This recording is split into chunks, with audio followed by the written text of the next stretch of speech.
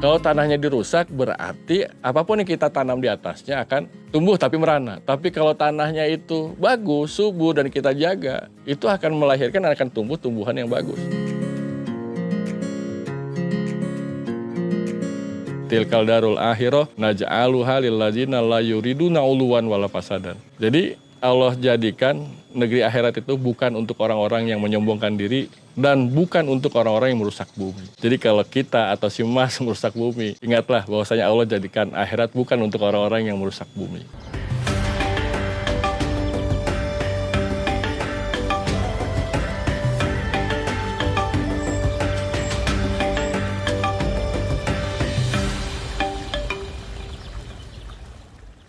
Kalla lamma yaqdima amaroh falyanzuril insani ila ta'amihi. Kalau saya mudahkan, terjemahan bebasnya adalah sekali-kali jangan begitu bahar. Sebetulnya kamu belum melaksanakan apa yang Allah perintahkan. Saya berpikir perintah Allah itu banyak untuk diri kita, kemudian kepada manusia, kepada Allah itu sendiri, itu banyak perintah-perintah Allah yang disuruh kita berbuat baik. Tapi pada saat itu saya seperti terbesit dalam pikiran saya, berarti saya belum melaksanakan apa yang Allah perintahkan. Sampai dalam ayat 24 di situ, kamu bahar memperhatikan apa yang kamu makan.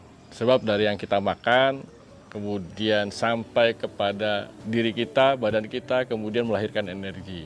Bukan hanya sebatas itu saja, saya ambil dari doa mau makan itu intinya adalah diberikan keberkahan atas rezeki, kemudian agar aku dijauhkan dari api neraka. Setelah saya mendapat energi dari makan tersebut, agar saya dari makanan tersebut menjadi seorang muslim yang baik. Makanya saya berpikir pada saat itu di surat Abbas ayat 23 dan 24 itu, oh berarti saya harus memperhatikan apa yang saya makan. Berarti makan atau itu dari nabati atau dari hewani. Kalau makanan misalnya sayuran, saya harus melihat dan harus perhatikan dari mana proses tanaman tersebut. Tanah tersebut hidup di mana? Oh, dari tanah. Oh, tanah berarti saya kesimpulan tanah yang baik dan tanah yang subur berarti akan menumbuhkan tanaman-tanaman yang subur.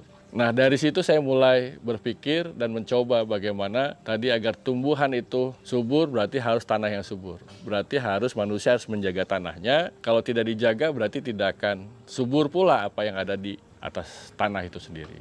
Kalau tanahnya dirusak berarti apapun yang kita tanam di atasnya akan tumbuh tapi merana. Tapi kalau tanahnya itu bagus, subur dan kita jaga, itu akan melahirkan akan tumbuh tumbuhan yang bagus. Nah dari situ surat 7 ayat 58 atau Al-A'raf ayat 58. Seperti itu gambarannya. Kemudian di ayat-ayat yang lain pun tentang bertani itu banyak sekali. Nabi Soleh berkata sembahlah Allah dan janganlah mempersekutukannya. Kemudian Nabi Soleh meneruskan kembali perkataan atau wahyu Allah. Huwa ansyakum minal ardi, dialah Allah yang menjadikan kamu dari tanah. Wasta'marakum fiha, dan kamulah yang akan memakmurkan tanah. Artinya kita sebagai manusia selain kita beribadah kepada Allah tidak di situ saja ternyata, tapi kita harus bagaimana memakmurkan bumi Allah karena kita diciptakan dari tanah. Nah hari ini kan kita hanya mungkin tanda kutip beribadah saja, tapi bagaimana memakmurkannya, menjaganya? Tugas siapa menjaga bumi kalau bukan kita sebagai manusia? Semuanya harus menjaga bumi. Artinya menjaga bumi, jangan buang sampah sembarangan, jangan meracuni tanah, jangan merusak tanah. Kan tidak ada yang hari ini mau menjaganya itu.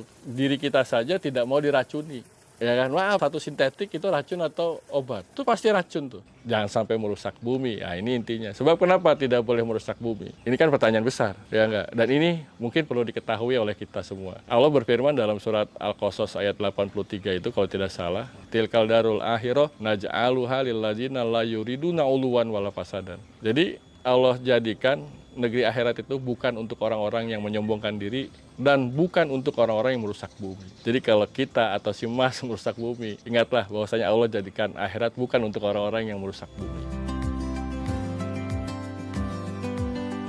Libatkan petani-petani untuk mencoba mengaplikasikan pupuk yang kami buat pada saat itu. Dan alhamdulillah mendapatkan yang signifikan. Artinya biaya operasionalnya rendah, hasilnya hampir sama dengan pertanian konvensional seperti itu.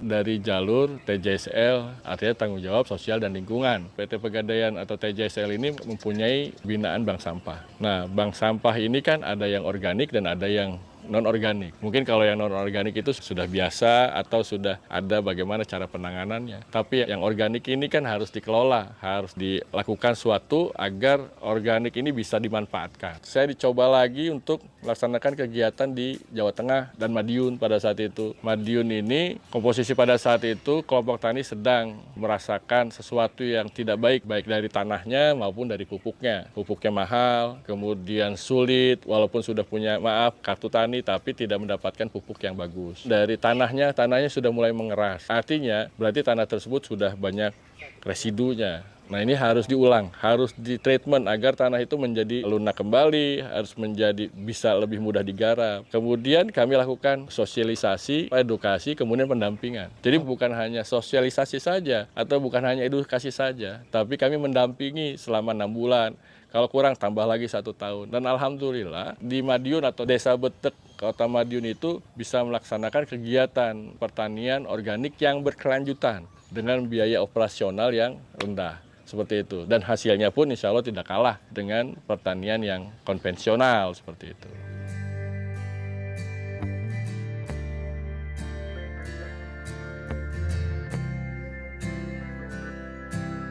Rumus bertani itu adalah tanahnya baik, yang di atas tanah itu pasti baik. Nah, mulai di situlah saya mencoba mempraktekkan apa sih yang harus saya sampaikan atau saya letakkan atau saya berikan ke tanah. Dan bagaimana supaya tanah itu menjadi subur. Sebab Allah sudah mendesain sangat luar biasa dalam penciptaan. Misalnya, Allah menciptakan tanaman lah. Tanaman itu sebetulnya sudah ada unsur N, P, dan K. N-nya ada di daun, P-nya ada di batang dan ranting, kemudian K-nya ada di buah. Berarti sebetulnya Allah sudah mendesain nih, tinggal bagaimana kita menghidupkan dan menyuburkan tanah serta menjaganya dari residu atau kimia atau apapun yang membuat tanah itu menjadi rusak. Pupuk organik yang kami buat adalah bahannya itu berdasarkan dari kearifan lokal. Pokoknya yang ada di setempat, di wilayah tersebut itulah yang kita manfaatkan untuk pembuatan pupuk, baik pupuk padat, pupuk cair, atau pupuk hayati. Kalau misalnya ada di situ apa yang mau kita manfaatkan, ya situlah bahannya. Yang kita buat di situlah bahannya. Jadi mereka bisa melakukan kegiatan sendiri dengan bahan-bahan yang ada di situ. Dan bukan hanya pertanian organik saja atau pupuk organik saja, tapi pupuk organik yang berkelanjutan. Artinya kelompok tani bisa membuat sendiri. Bahannya dari mana? Bahannya dari kelompok tani itu sendiri. Ya harapannya agar Indonesia kuat ya. Indonesia itu mandiri secara pangan. Kenapa? Indonesia itu negara agrari, kemudian Indonesia itu hidup di 2 musim gitu kan. Masyarakatnya pun adalah masyarakat yang luar biasa. Kalau seandainya negara kita adalah negara pangan, negara agrari, kemudian masih tidak mandiri pangan, ini kan bahaya. Sebab pangan itu adalah kebutuhan primer yang tidak bisa digantikan dengan yang lainnya. Kalau petaninya makmur, tadi saya katakan, ya makmurlah seluruhnya gitu kan.